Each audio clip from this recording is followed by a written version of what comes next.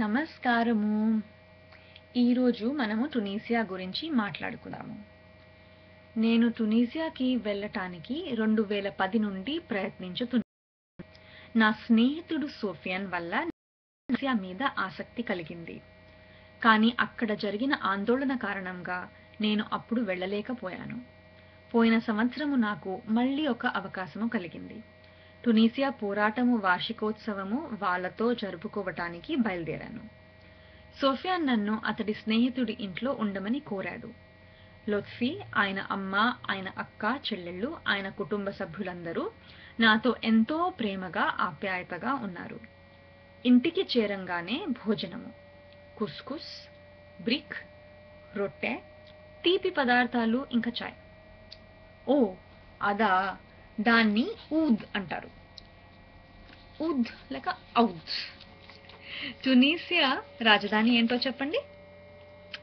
టునీసియాలో France దేశము ప్రభావము చాలా అలవాటులలో కనపడుతుంది. ఆకలి వేస్తే పొద్దున నాష్తాకి కాఫీ ఇంకా క్రోసాన్, సాయంకాలం కాఫీ ఇంకా పేస్ట్రీలు. హైదరాబాద్లో క్లాక్ టవర్ చూసారా? క్షమించండి, అది సికింద్రాబాద్లో ఉంది కదా. ఇక్కడ టూనెస్లో కూడా అలాంటిదే ఒక పెద్ద అందమైన క్లాక్ టవర్ ఉంది. మీరు అవెన్యూ హబీబ్ బూర్గీబా గురించి వినే ఉంటారు, అక్కడ ఉంది. ఆహా, నేను నాతో కొరివికారం తీసుకువెళ్ళానని అనుకుంటున్నారా? కానీ కాదు, నేను టునీసియాకి హరీసా కోసం వెళ్ళాను. దీన్ని కూడా పండు మిరపకాయతో చేస్తారు, కానీ ఇందులో ఆలివ్ నూనె వాడతారు, ఇంకా వేరే వేరే మసాలాలు. సోఫియన్ నాకు మొదటిసారి తినిపించినప్పుడు నేను ఆ రోజే టునీసియాకి వెళ్లేందుకు సిద్ధమయ్యాను. ఇంకా మగ్రెబ్లో పైన్ పప్పులతో పుదీనా చాయ్ గురించి మీకు తెలిసేమో. ఎక్కడ పడితే అక్కడ, ఎప్పుడంటే అప్పుడు కానివ్వండి. మొదటి 2-3 రోజులు అహ్మద్, అక్రమ్ ఇంకా ఎమ్నా నాకు చాలా సహాయం చేశారు. ఊరికి కొత్త, భాష రాదు. ఎమ్నా నన్ను పక్కన ఉన్న కూరల కొట్టుకి తీసుకువెళ్ళింది. నేను దొరికిన భారతీయ సరుకులు కొన్నాను. అక్రమ్ ఒక పెద్ద షారూఖ్ ఖాన్ అభిమాని కాబట్టి మేమేమో హిందీ సినిమాల గురించి మాట్లాడుకున్నాము. అహ్మద్ నన్ను మదీనాకి, సిద్ది బుసాయిద్కి, కార్తేజ్కి తీసుకువెళ్ళాడు. అహ్మద్ ఇంటి పక్కన ఒక విచిత్రమైన మస్జిద్ని చూశాను. అంతరిక్ష విమానం లాగా ఉండింది. అహ్మద్ అమ్మమ్మ నాకు బ్రిక్ చేయటం నేర్పించింది. ఆమెకి ఆంగ్లం భాష రాదు, నాకేమో అరబీ రాదు. అయ్యో, ఎలా ఇప్పుడు? అదే మరి, వంటకి భాషకి ఏమీ సంబంధం లేదు, పొట్టకి భాషకి అసలే సంబంధం లేదు. నాకు బ్రిక్ చాలా రుచిగా అనిపించింది. నచ్చిందని ఆమె గమనించింది, అంతే చాలు. మీరు కూడా చూశారుగా, ఆలస్యం ఎందుకు, వెళ్ళి వేయించండి. ఎక్కడికి వెళ్ళినా నేను ఖచ్చితంగా పులిహోర మిక్స్, పప్పుల్సు మిక్స్, బిర్యానీ మిక్స్, కూరపొడి నాతో పాటు తీసుకువెళ్తాను. చెప్పలేం కదా ఎవరికెప్పుడు భారతీయ భోజనం తినాలనిపిస్తుందో అని.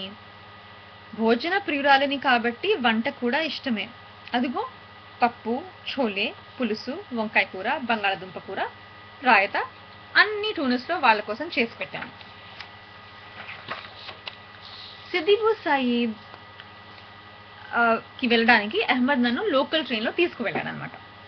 ఇవి చాలా చౌక లోకల్ ట్రైన్లు. ఇంకా టూనిస్ చుట్టుపక్కల నుండి రాకపోకలకి అందరూ ఇదే వాడతారు. దిగిన వెంటనే నాకు తెలిసిపోయింది, నేను ఒక అద్భుతమైన ప్రదేశానికి వచ్చానని. ఎక్కడ చూసినా తెలుపు ఇంకా నీలము రంగులే. మీరు శాంటోరిని ద్వీపాలకి వెళ్ళారా? అవి కూడా ఇలాగే ఉంటాయని విన్నాను. అందరూ వేరే వేరే దేశాలు పర్యటన చేసినప్పుడు అక్కడ ఉన్న చరిత్రాత్మక స్థలాలని, సంగ్రహాలయాలని, కోటలని ఇవన్నీ చూస్తారు కదా. కానీ టునీసియాకి అందరూ తలుపుల కోసం వస్తారు. అవునండి, నమ్మకపోతే అటు చూడండి, అవన్నీ తలుపులు. తలుపుల మీద వివిధ ఆకారములలో మేకులు కొట్టడం ఇక్కడ ఆచారం. ఇంకా ఇక్కడ వెలుతురు గురించి చెప్పనే అక్కర్లేదు. దీని గురించి మీరు ఆల్బర్ట్ క్యాము పుస్తకాల్లో చదివే ఉంటారులే.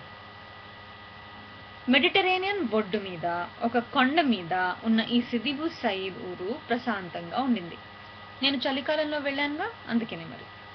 ఎక్కువ పర్యాటకులు తగలలేదు, ఎంతో హాయిగా ఉండింది. ఇక్కడ ఖర్జూరము, కమలా పండ్ల చెట్లు ఇవన్నీ చూశాను. ఆ గుండ్రటి కిటికీలో వేసవికాలం ఇక్కడ మనుషులు వాళ్ళ పిల్లల్ని పడుకోపెడతారట. సత్యం. నమ్మకపోతే వెళ్ళి అడగండి. బాబోయ్! టునీసియాలో చిన్న చిన్న ఊళ్ళలో, బస్సులలో, రైలు సేవకులు కంప్యూటర్లు ఇంకా సెల్ ఫోన్లు వాడుతూ కనిపించారు. నేను గార్దిము అనే ఒక చిన్న ఊరికి వెళ్ళటానికి బయలుదేరాను. ఇది అల్జీరియా సరిహద్దులో ఉంది. దారిలో వీళ్ళందరితో స్నేహం చేసుకున్నాను. అందరూ హిందీ సినిమాలు బాగా చూస్తారు. అందరూ బొట్టు కావాలని అడిగారు. మగవాళ్ళు కూడా. మీరు అక్కడ వెళ్తే బొట్ల ప్యాకెట్లు తప్పకుండా తీసుకువెళ్ళండి. నన్ను ఐశ్వర్య అని కూడా పిలిచారనుకోండి. అహ్మద్ చాలా తెలివిగల వ్యక్తి. వేరే వేరే పనులు చేసి ప్రస్తుతం రైలు బండ్లు నడుపుతున్నాడు.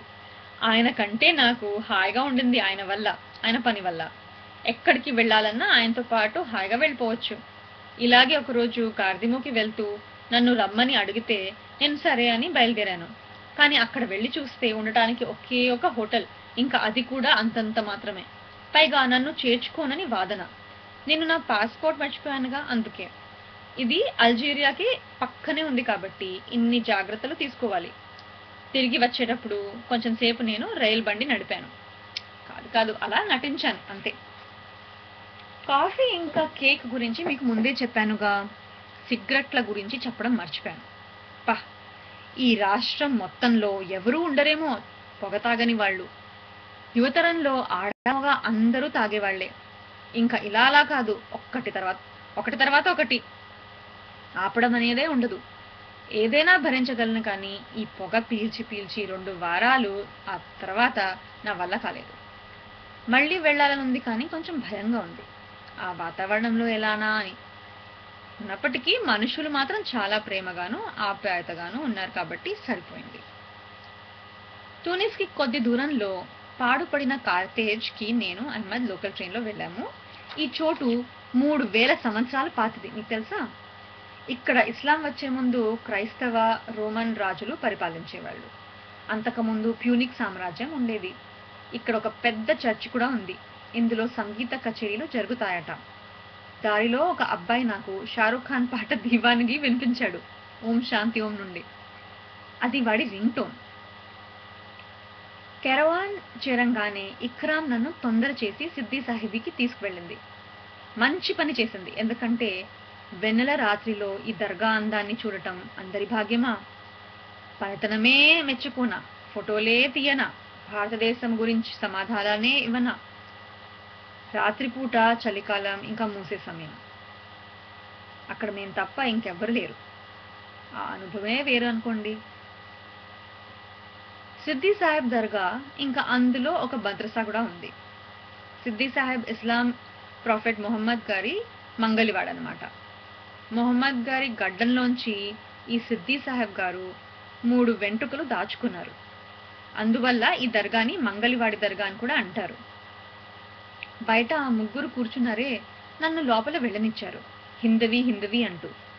వాళ్ళకు కూడా బొట్టు అర్థం తెలియదనుకుంటాను. ఇక్కడ బర్బర్ మనుషులు, వాళ్ళు కూడా బొట్టు పెట్టుకుంటారు కదా. ఇంకా వాళ్ళు ముసల్మాన్లు కాబట్టి నేను కూడా ఒక ముసల్మాన్ అని నన్ను లోపల వెళ్ళనిచ్చుంటారు. వీళ్ళ దర్గా లో నేను మాజ్ జాహిర్ అని ఒక పనీరు కొన్నాను. అంటే నారంగి పువ్వు పనీర్ అనమాట. ఎప్పుడైనా వాసన చూసారా? ఆరెంజ్ బ్లాసమ్ అంటారు. చాలా బాగుంటుంది. స్వర్గమే. ఆఫ్రికాలో ఇస్లాం మొదటిగా టునీసియాకి వచ్చింది. ముసల్మాన్ మనుషులకు కెరవాన్లో ఉన్న ఈ మస్జిద్ మక్కా, మదీనా, జెరూసలం తర్వాత అతి ముఖ్యమైనది. దీన్ని 7వ శతాబ్దంలో అప్పుడు కట్టారనమాట. నేను ఇక్రామ్ రాత్రిపూట నడుచుకుంటూ మస్జిద్కి వెళ్ళాం. అక్కడ ఆమెని లోపల రానివ్వలేదు పాపం. నా కట్టుబొట్టు చూసి నేను హిందవి అని నన్ను లోపలికి వెళ్ళనిచ్చారు. కానీ ఇక్రామ్ని మాత్రం రానివ్వలేదు. ఆమె ప్యాంట్లు వేసుకుంటుంది కదా, అందుకనే. కెరవాన్లో నేను ఇక్రామ్ వాళ్ళ అమ్మమ్మ తాతయ్య ఇంట్లో ఉన్నాము. ఆమె తాతయ్య ఉక్బా మస్జిద్కి ఒక ముయజ్జిన్ అనమాట. అక్కడ పనిచేశారు. అంటే ఆయన మస్జిద్లో అజాన్ చదువుతారు. సైగలతో మేము చాలాసేపు మాట్లాడుకున్నాము. ఓ అదా, అది బర్నూస్ అంటే మగవాళ్ళు వేసుకుంటారనమాట దాన్ని. బర్నూస్. ఇక్రామ్ అమ్మమ్మ ఎంతో ప్రేమతో నా కోసమని కూరలతో వండిన మసాలా అన్నము వడ్డించింది. హరీసా, ఆలివ్‌లు, రొట్టెలు, పండ్లు ఇవన్నీ మామూలే. ఎఫ్తేజీ తినవలసిందే. మన కట్లెట్ లాంటిది. ఇంకా మహ్రూద్, ఖర్జూరంతో చేస్తారు ఈ తీపి పదార్థాన్ని. నాకు తీపి కంటే కారం ఇష్టం కాబట్టి హరీసా ఉంటే చాలు. నాష్తాకి వీళ్ళు తేనెతో పాటు రొట్టె ఇంకా ఖర్జూరం తింటారు. తోడు వేడి వేడి కాఫీ. కానీ నల్లటి కాఫీ, పాలు లేకుండా. టునీసియాలో నాకు కెరవాన్ చాలా నచ్చిన ఊరనమాట. ఇక్కడ మస్జీద్ లోపల అద్భుతమైన కళా నైపుణ్యం చూడగలము. ఇంట, బయట, వీధిలో, కొట్లల్లో చాలా బాగా అలంకరణ చేస్తారు. అది చూశాను. మొసేక్‌తో కట్టడము తీరులో, రంగులలో, అన్నిట్లో కళాభిరుచి ఇంకా సౌందర్య రసికత చాలా చూడవచ్చనమాట.